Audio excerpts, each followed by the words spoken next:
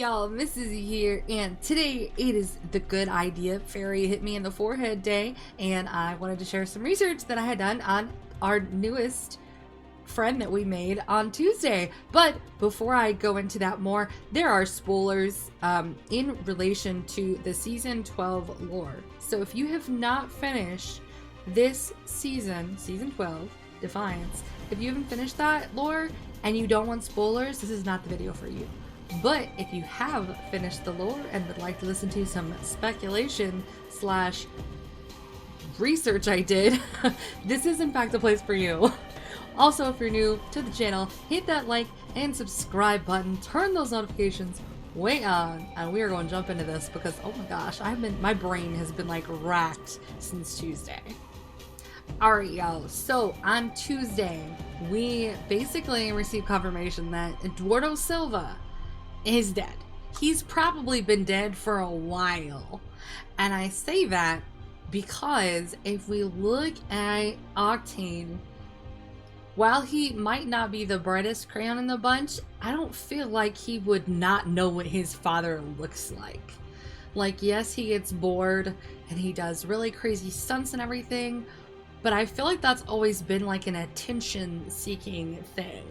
Not like, you know, so the fact that Octane never noticed that this other guy wasn't his dad leads me to believe that Duardo Silva's been gone for a minute.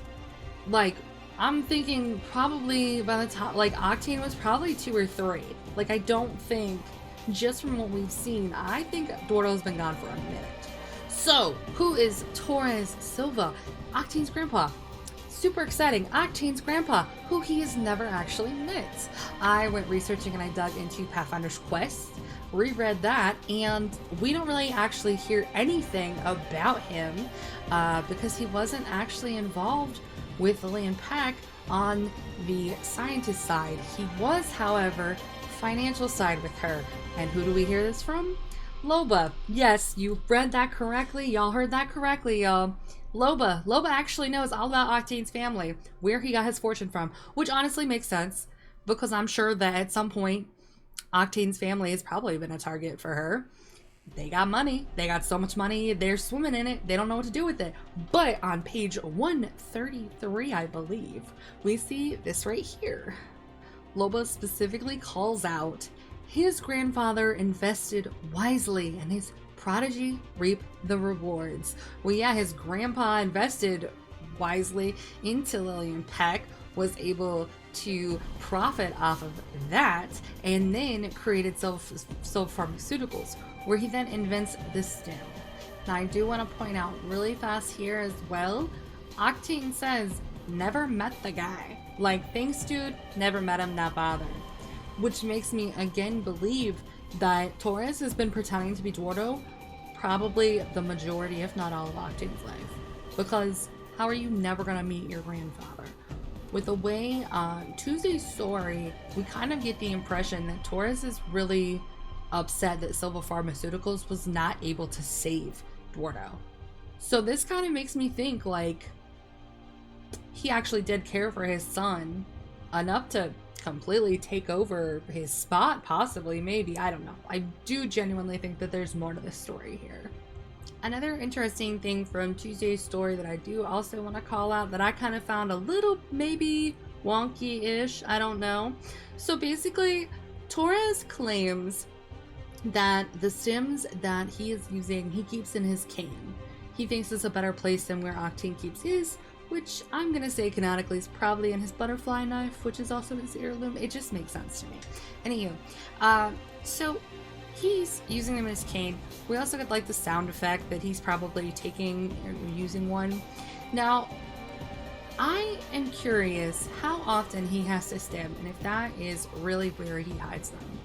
Because the only time we actually see Duardo Silva with a cane in any of the comics or stories from the Outlands that he's been in, it's only one time we see him with a cane, and that's in Maggie's Judgment video.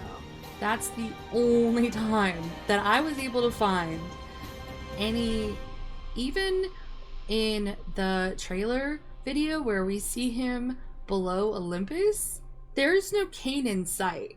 So I am kind of curious to see how often does he have to stim? Is it something he has to do a lot? Because, and I've linked everything down below in the description of the video if you want to double check yourself.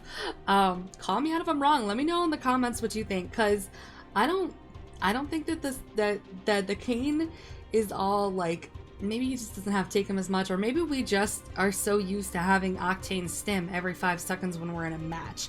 Maybe that's where I'm overthinking it. I don't know.